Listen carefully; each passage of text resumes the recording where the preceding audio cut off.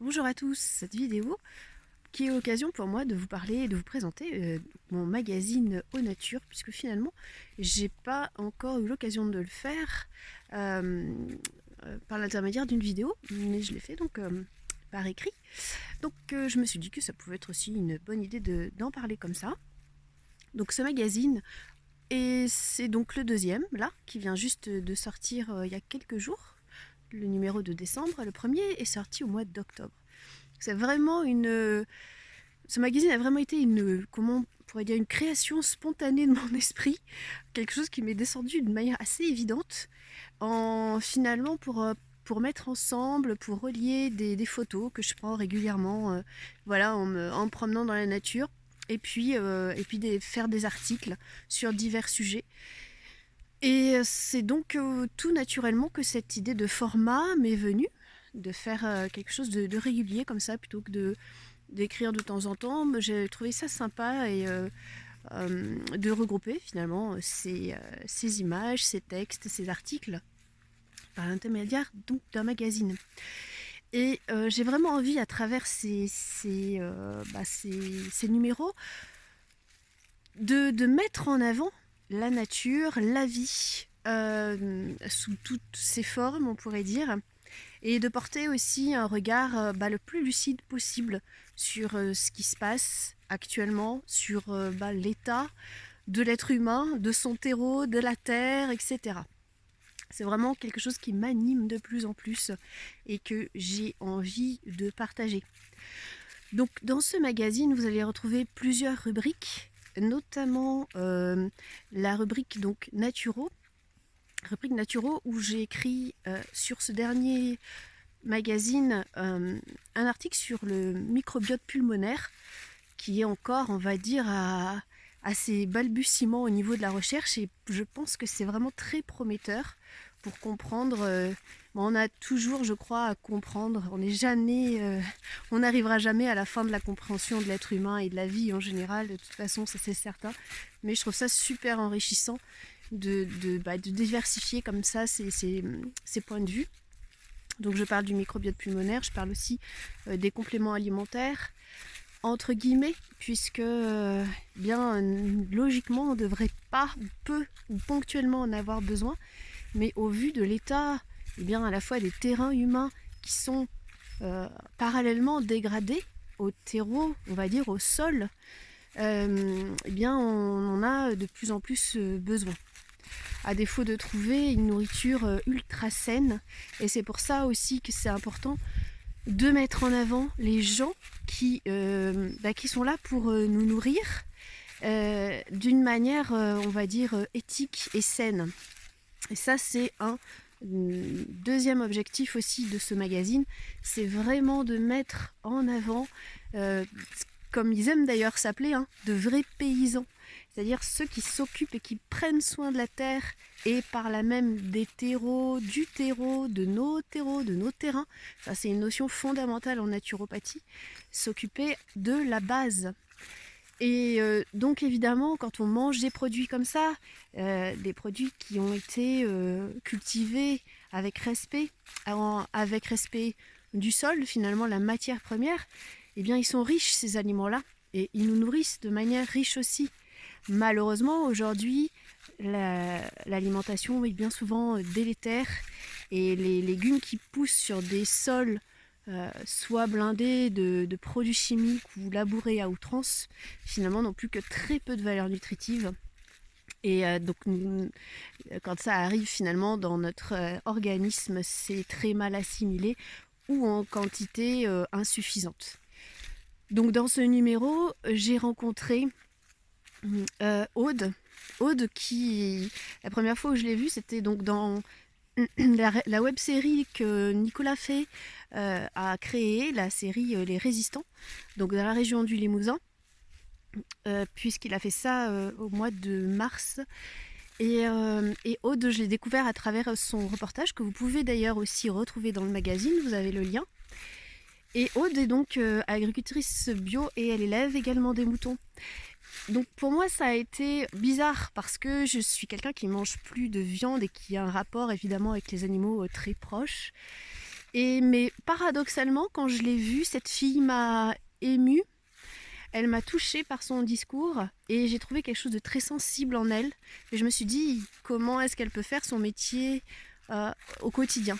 Donc c'était une évidence pour moi d'aller la rencontrer et de parler avec elle de sa vie de tous les jours, de son rapport aux animaux. Et ça, c'est quelque chose qui m'a beaucoup émue chez elle. Et de voir en fait avec quel respect elle traite la nature qui l'entoure et ses animaux aussi. Ça, je pense que c'est l'avenir. De toute façon, je crois qu'il y a plus d'autres alternatives dorénavant. Donc Aude, vraiment, c'est le coup de cœur, on va dire. Ensuite, il y a un autre article sur Adeline et Benjamin, qui sont aussi... Donc les 3 agriculteurs que j'ai rencontrés sont en Limousin. Adeline et Benjamin, qui sont donc en projet d'installation. Et d'ailleurs, j'espère que là, ça se finalise pour eux en maraîchage sur sol vivant. Donc une évidence aussi de les rencontrer. Ça se fait un petit peu par hasard au fil des publications sur réseaux sociaux, on va dire. Et ça a été vraiment une joie de communiquer avec notamment Benjamin, parce que je m'aperçois qu'il y a tout un travail derrière, toute une intelligence à l'œuvre. Et je trouve ça magnifique que l'être humain mette son intelligence au service de la vie, vraiment. Parce qu'aujourd'hui, on voit tellement de destruction que moi, j'ai envie de mettre en avant ces gens qui œuvrent finalement pour aussi le présent, mais aussi l'avenir, et qui sont l'avenir. Donc la rencontre avec l'article avec Benjamin est vraiment magnifique, et aussi un lien par rapport aux enfants et à quel niveau on en est aussi de ce lien avec les terreaux humains et on va dire de la terre. Et puis la 3e, c'est Gita. Donc Gita qui habite tout à côté de chez moi et qui est super par son engagement, je trouve aussi en faveur de la vie. Et moi, il y a quelque chose qui m'a beaucoup touchée chez Gita, c'est que donc elle a planté maintenant, ça fait presque une 20aine d'années, des pommiers. Et en fait, ils sont toujours là et ils produisent toujours. Et ce qu'elle m'a dit m'a beaucoup touchée, puisqu'elle m'a dit en fait quand elle s'est installée, de toute façon, elle ne voulait pas faire dans le jetable. C'est-à-dire quand il y a des pommiers, des pommes qui sont produites de manière industrielle, les pommiers sont arrachés de mémoire vers une 10aine d'années. Alors qu'un pommier, ça peut vivre apparemment, de ce qu'elle me dit, plus de 50 ans. Donc ces pommiers-là, en fait, c'est du jetable. Et c'est le reflet de la société. Sachant que la pomme est un des fruits les plus consommés, je pense, au monde d'ailleurs. Eh bien, c'est fantastique de voir ça. C'est-à-dire que la vie est malmenée, la vie est considérée comme moins que rien, en plantant des racines du moment que ça sert et que ça rapporte de l'argent. Voilà. Et voilà, des gens comme elle ont cette intelligence de se dire mais non, moi je veux faire dans le durable.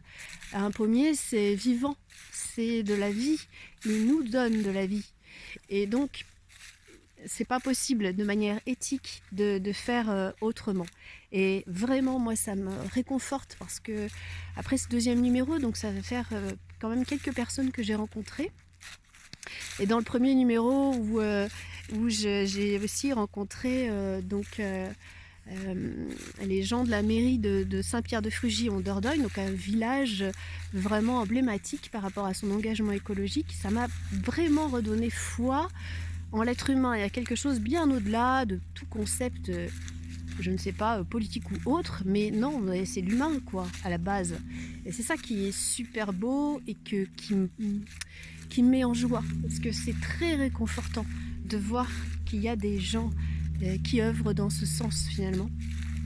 Et d'autant plus que, voilà, ça me touche d'autant plus que moi dans mon activité en tant que naturopathe, évidemment, c'est hyper réconfortant aussi. Et je me dis que tout ça, c'est l'avenir, vraiment. Donc Gita, oui, c'est chouette parce qu'elle cultive ses pommes avec amour, elle a du jus de pommes magnifique, voilà, elle fait aussi du maraîchage, enfin, c'est super. Et Voilà, donc vous allez pouvoir les retrouver dans ce magazine. Et puis il y a d'autres rubriques, hein, bien sûr. Une rubrique un petit peu pour mettre en avant des artistes aussi qui célèbrent la nature au travers de leurs œuvres, leurs créations. Et aussi une rubrique qui a pour but de montrer aussi des fois ce qui ne va pas. Et là, j'avais envie de parler de l'élevage des poules. Des poules en intensif, c'est immonde en fait. Ces animaux qui sont exploités, pareil, hein, finalement on retrouve la même chose, l'exploitation toujours, du végétal ou de l'animal et de l'humain aussi, ça va ensemble. D'ailleurs, c'est Benjamin qui en parle très bien dans l'interview.